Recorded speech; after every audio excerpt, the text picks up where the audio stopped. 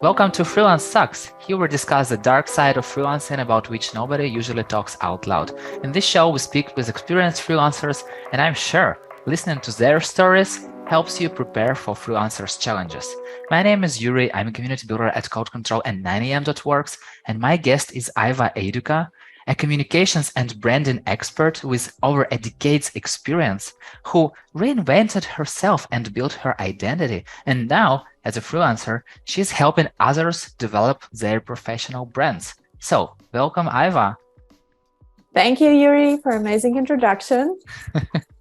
Super happy to have you here. And the first question, the easiest question for you. What is, or maybe was, the most challenging part of being a freelancer? Yeah, that's the super easiest. So I believe I already mentioned you a little bit this before, that I'm an introvert and I'm not very comfortable in putting myself out there, which is in a way funny as I say that I'm a personal branding strategist, right? And my favorite thing in the world is just to like gently push my clients to out of their comfort zone and take one extra step. And I know how rewarding that is for them. But when I have to do it and apply it for myself, it's hell, like scares shit out of me. But I'm tapping on my shoulder today that I took this step again, and I'm here today talking with you. But really, like being out there and showing my work and what can I do and my expertise. It's really it's not comfortable, and the only thing that has helped me throughout this time.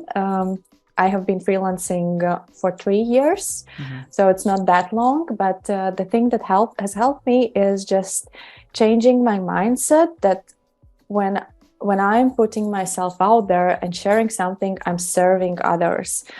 It's not about me or like pleasing my ego, but it's more about like serving other people and showing them what I can do to help them move forward. Yeah, so you told that you gently push other people, and except for you, who pushes you? I have a coach. I have like my circle of people whom I keep close, who know me very well. It's very, very small, but I do try to ask for feedback or for improvements, what they see, what I need to do. So yeah, I have a coach, I have a super supportive boyfriend, amazing family. So you were talking about being comfortable. So comfort zone, what does it mean for you? Comfort zone is that zone where you stay and nothing really happens. Okay. It's that zone that is super like Netflix and chill moments. Like, you know, that's that zone where like, yeah, you can chill and you can watch Netflix all day long, but this is not bringing you money, not bringing you clients, and not also like expanding your perspective. So yeah, it's like I'm a big believer that if you really are serious about growing, you need to get comfortable in being uncomfortable. Yeah, and how do you step out of it? Just by intentionally doing things that you understand that, like, yeah, putting my big girl pants on and just going out and doing things. So yeah, honestly, that's the only thing that helps, I guess. Yeah, go out there and do some shit. Yeah, pretty much, and be okay with things not being perfect. Like, yeah, that's a crucial point. That's I think a big one. Yeah, it's not easy, so I'm not saying that I'm loving this, but I have seen how much I have changed and how much I have grown as a personality comparing to even like 2 years ago. So yeah, it helps me to move. It helps me to be okay with not being okay. So, as a freelancer, what is the most time-consuming thing you must deal with? So as a freelancer, you basically have to be everything, right? You have to be office administrator, you have to be your own marketing specialist, branding specialist, and project manager, cleaner. So honestly, like all those things, they take time. You don't really have, at least, I don't know, maybe somebody has other kind, like at some point, I guess when you grow, you can start to delegate and have like already small team. But now when I do everything on my own, it's kind of, I find it very time consuming, all those like small things that I need to like to need to do some planning. There's nobody else who's gonna do some planning, like all those like small things, they just take time. So you have a lot of small things that are the most time. But you just explain what freelancing is. Like a lot of super small things like coming all together. No, just like imagine look back at your office life and just understand that there won't be like 10 people anymore, but you're going to be all those 10 people in one person. So you talked about office life. So tell me one thing that you maybe, I don't know if you have it, liked more in the office life than in freelancing, and one thing that you definitely like more as being a freelancer. So definitely I miss a bit like the socializing aspect, because now you are on your own, and now luckily I have ChatGPT who can ask some questions. That's my new favorite colleague. I guess I miss this was the social aspect. That's actually one thing. As an introvert, it's very, for me, it doesn't come easy also socializing. So when I had a colleagues around me, that was like that socializing came naturally, more easier. I mean, nowadays I have just to push myself to do that. And and that's what I'm working on still. And what I certainly don't miss is that I'm definitely this type of person who loves freedom, independence, and I have no issues with planning my own workload. Sometimes saying yes to too many things. Yes, guilty. But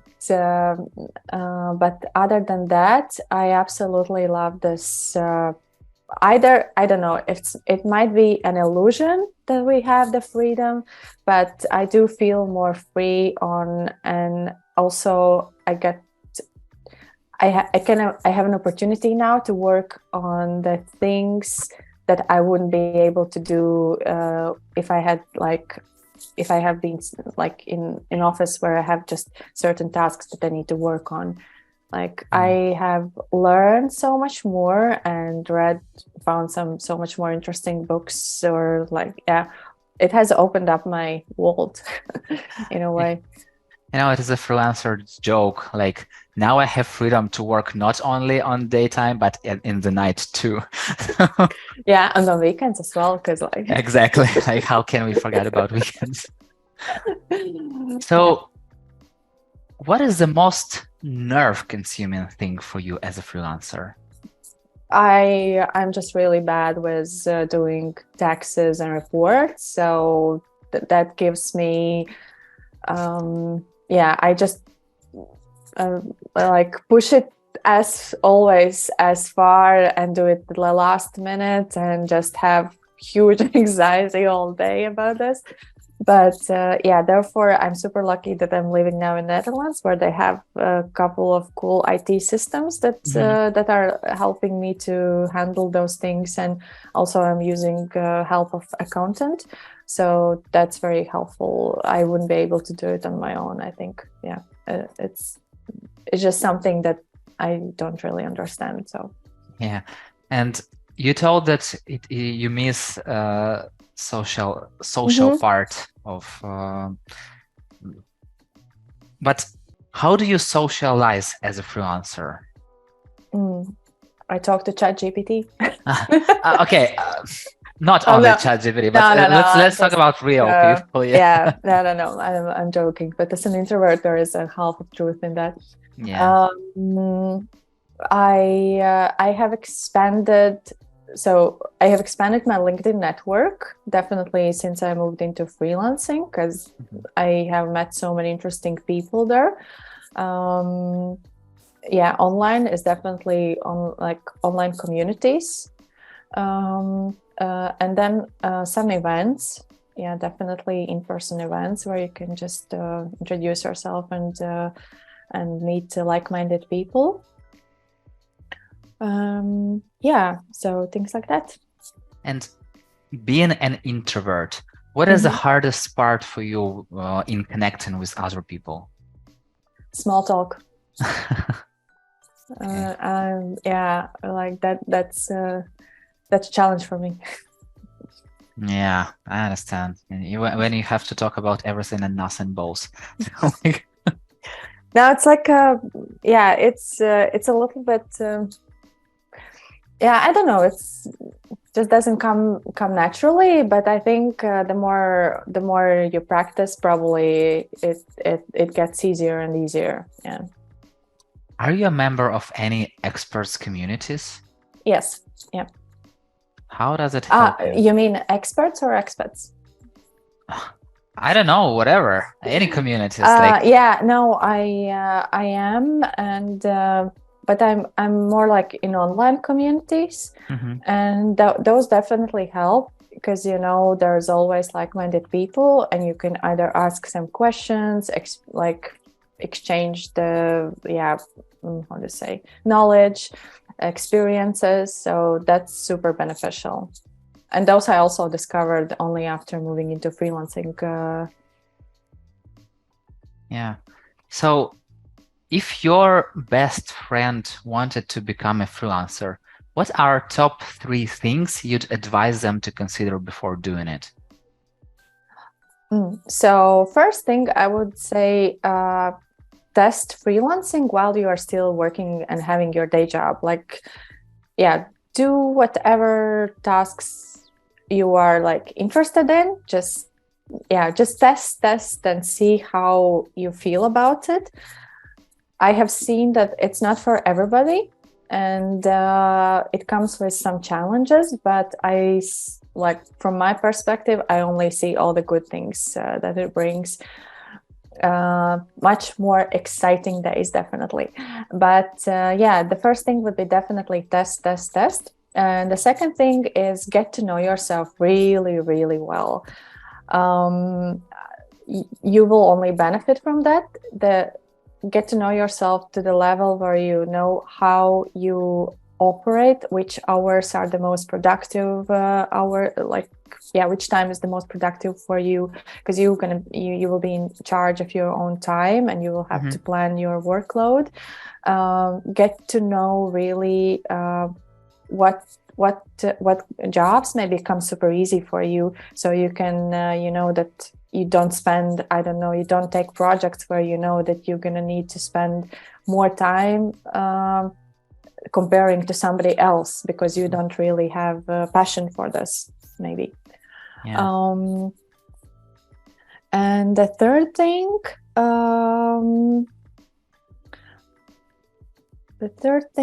what would be the third thing? So